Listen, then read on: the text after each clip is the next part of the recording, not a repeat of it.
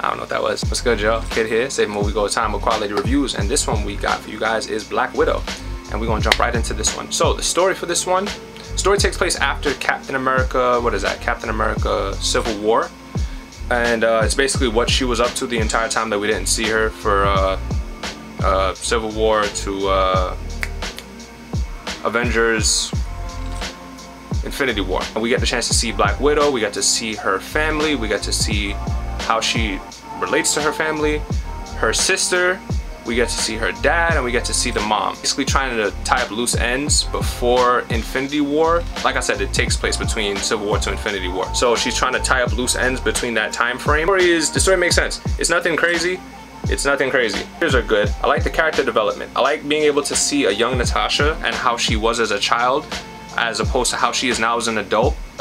The dynamic between her and her sister, how they operated together, how they thought. The villains in this one, the villains' motivations, it made sense. It was like one of those generic movie villains, the ones that like kind of twirl their mustache. It wasn't so much about them as it was about the rest of the family. The Red Guardian? Never heard of this character a day in my life. I think he's like the answer to Captain America, because you know we had the whole Cold War with Russia, so everything that we did, Russia was doing, and we were like kind of going back and forth.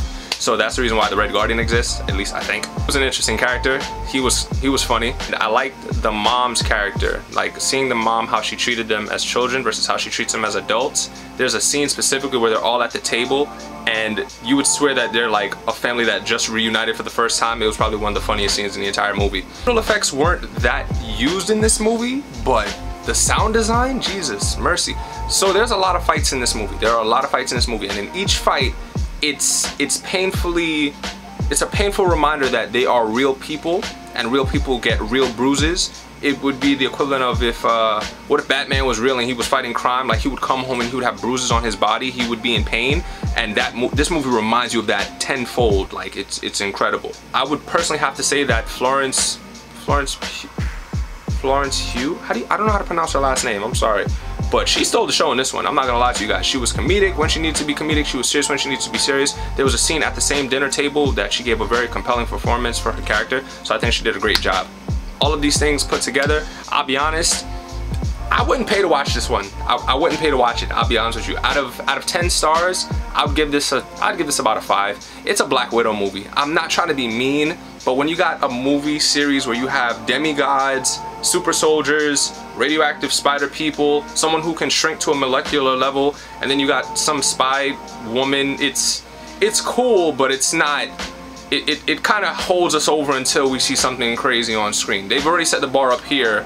Black Widow is like about here. It's not down here, but it's not anything crazy. So I'd give it a good 5 out of 10. What did you guys think about it? Did you like it? Did you not like it? Whatever your thoughts are, comment it down below. I love to engage with you guys as always. And I'm checking out, I think, Space Jam next week. So I'll let you guys know what I think about that one. As always, I love and appreciate all the support, y'all. Deuces.